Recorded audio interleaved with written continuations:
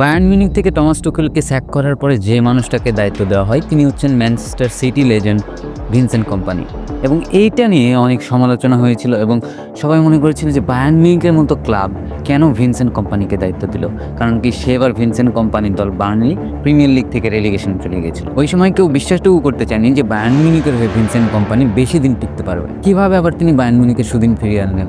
R Bayern Munich scary? The answer is no, but they are playing the most entertaining football in Europe right now. Vincent company যে ফরমেশনটা use করেন সেটা হচ্ছে 4-2-3-1, কিন্তু খেলার মধ্যে এই ফরমেশনটা অনেকবার চেঞ্জ হয় এবং যেসব ফরমেশনে কনভার্ট হয় সেই সব ফরমেশন অনেক বেশি উইয়ার্ড, যেমন 2-2-6 বা 3-1-6। তার ফরমেশনে ডাইনামিক রোল প্লে করে তার দুইজন ফুল ব্যাক, মেইনলি তার দুই ফুল ব্যাক প্রথমে মিডফিল্ডার এবং তারপরে স্ট্রাইকারে রূপান্তরিত হয়। তাদের 6 জন প্লেয়ার অপোনেন্টে ফাইনাল থার্ডে ওভারলোড করে এবং 2 জন পিভট থাকে এবং 2 জন ডিফেন্ডার, এবং তুলনামূলকভাবে অনেক বেশি হাইলাইন ডিফেন্স খেলানো হয় এবং বিল্ড আপের সময় হ্যারি কেন অনেক বেশি নিচে নেমে আসে এবং তাদের 2 জন full back attacking role play করে। এখন প্রশ্ন আসে 2-2-6 ফরমেশনে যদি 2 জন ডিফেন্ডার থাকে তাহলে ডিফেন্স করে কারা?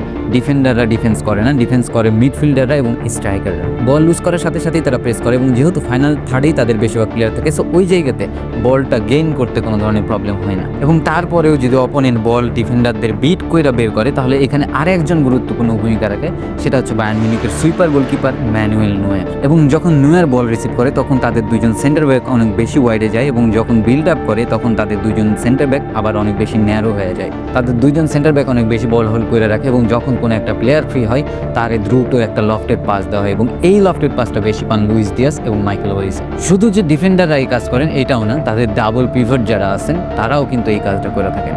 এবং হ্যারিকে নিজের পজিশন ছেড়ে নিচে নেমে আসেন যাতে ওই জায়গায় একটা ফ্রি স্পেস ক্রিয়েট হয় এবং তাদের 2 জন উইঙ্গার থ্রু বল রিসিভ করতে পারে। ভিনসেন্ট কম্পানি এরকম ফরমেশন এবং ট্যাকটিক্সে খেলাচ্ছেন তার পিছনের একটা বড় কারণ হচ্ছে তার দলে ম্যানুয়েল নোয়ার আছেন। তার দলে হয়তো বা ম্যানুয়েল নোয়ার না থাকলে তিনি অন্য ফরমেশনে বা অন্য ট্যাকটিক্সে খেলাতেন। বায়ার্ন মিউনিখের মতো পজিশনাল ডাইনামিক্স বা ট্যাকটিক্যাল এন্টারটেইনিং ফুটবল ইউরোপের কোনো টিম এখন খেলতে পারছে না। এই জন্য আমি একটা কথা বললাম, they are not the scary but they are playing the most entertaining football in Europe right now.